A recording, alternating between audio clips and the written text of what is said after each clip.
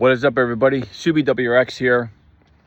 Good afternoon on a beautiful day here in the Tri-State area here in New Jersey, guys. We are doing some work on the Subaru today. But first off, I know everybody's been wanting to know what build I have to my car, what modifications I have done, so on and so forth. I will go over some of that today with you guys. First and foremost, I want to thank everybody for all the support and everything like that I've had in my channel with going live. You guys have been awesome in the comments. I really do appreciate it, guys. You know, we build a community, Subarus, all car lovers and stuff like that. You guys have been so awesome. We're gonna do some work on the car today. So I promise you guys to go over my build. First and foremost, the question I always get, and everything like, Subi, what are you gonna do with your intercooler?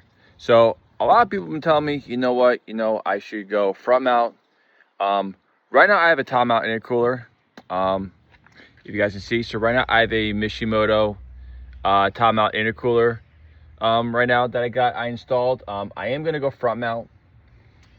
So when I get that installed, I'm gonna have to move the turbo and stuff down. Probably gonna move the turbo somewhere up here, maybe, or maybe like up front or somewhere. I just have to try to figure it out and see where I'm gonna put it. But that is gonna be a big project and stuff like that. So that's gonna be in the making. And yeah, so I might go ETS. I might go, I don't know what company I'm gonna go with. I'm gonna go with either one. We'll see what happens. Intercooler system, my intake system, sorry. I went at AFE Tacadia. I might get Cobb Redline. People say that is a superb intake system for the Subaru. So I might go with that one, install it. This is the one, I went to a car customized shop and the guy said, hey, go with this one. He goes, it's cheap and it's good. I said, yeah, it's cheap, it's good. I said, but is it good? I said, is it reliable for Subaru? He said, yeah, they're okay. I'm like, they're okay. So I'm gonna go Cobb Redline. So that's exactly what I'm gonna do. I'm gonna go Cobb Redline and install that. So that's gonna be another project I got going on. The turbo.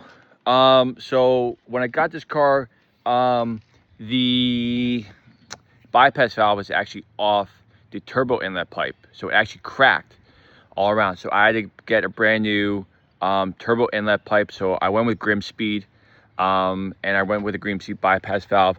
But the turbocharged pipe, I went with Grimspeed, of course, as always. I love this thing. Really has done a lot of cool work with the turbo.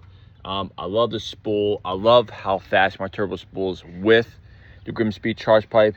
Is absolutely amazing and astonishing. I really do like it a lot. It's just been amazing, and so on and so forth. It just spools so much quicker. It's such a awesome charge pipe. I know a lot of people go with Perrin. I know Mishimoto made one, but I know they discontinued it. A lot of people tell me go just do like a custom one, make custom one. But if I'm gonna go front mount intercooler, I might as well save the time and hassle and go with whatever comes with the front mount intercooler, or see what I'm gonna do. So that's what so far I have done. Let's see if I can get down to the turbo inlet pipe and everything like that. But right now I have it covered with the skid plate and everything like that right now. I know it's down there though, but I do have the Grimspeed turbo inlet pipe and the Grimspeed bypass valve installed.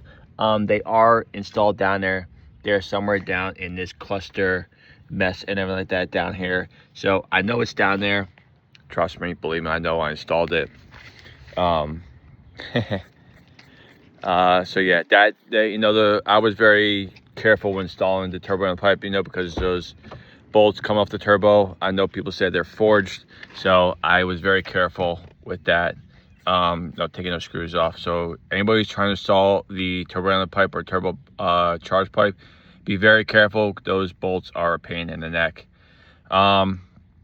The biggest thing I have installed on here is my Cobb access port. So this thing has been absolutely amazing. Here, let me, I don't have my keys on me and everything like that. Sorry guys, but this thing is astonishing.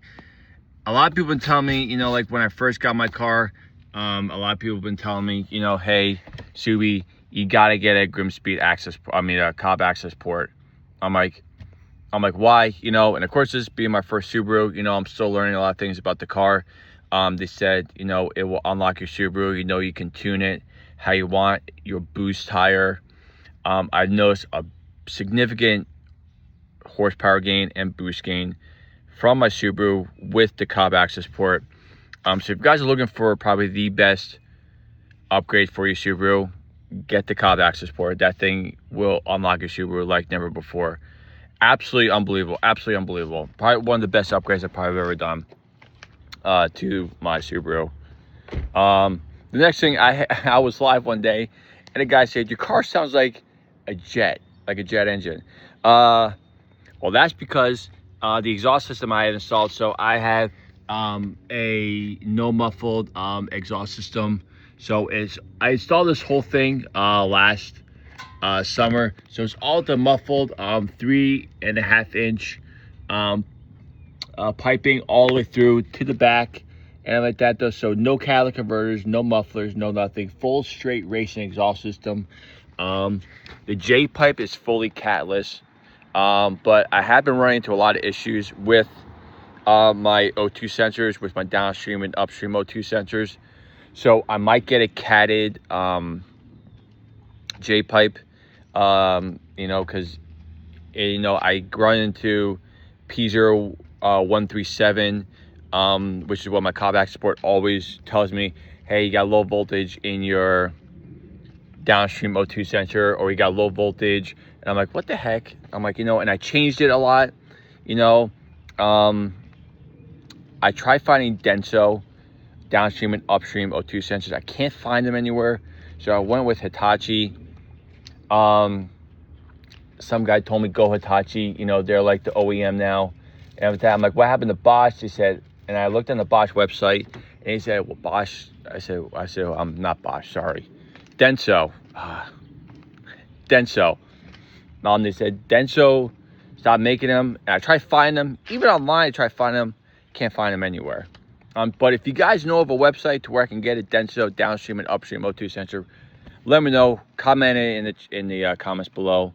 The next thing I'm going to do is I'm going to get a Mishimoto oil cooler. I'm going to get this, you know, with the hot temperatures here in Jersey during the summertime. My oil temperatures get above 212 degrees is the highest I've gotten.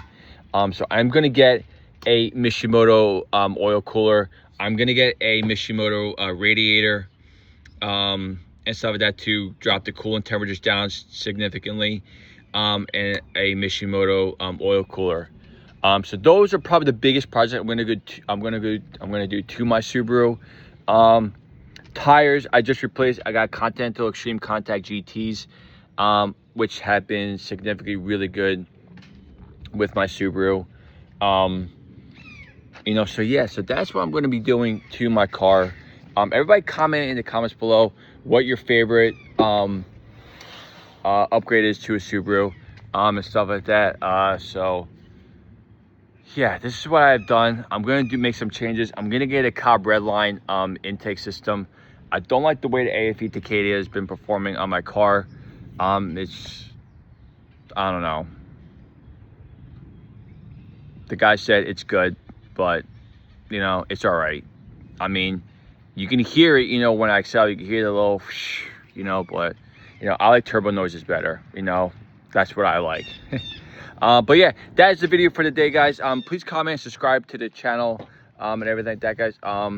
You know, like I said, I love all the support you guys have given me. You guys have been so great in my channel. I really do appreciate it. You guys have been the best. You guys have been so grateful to me.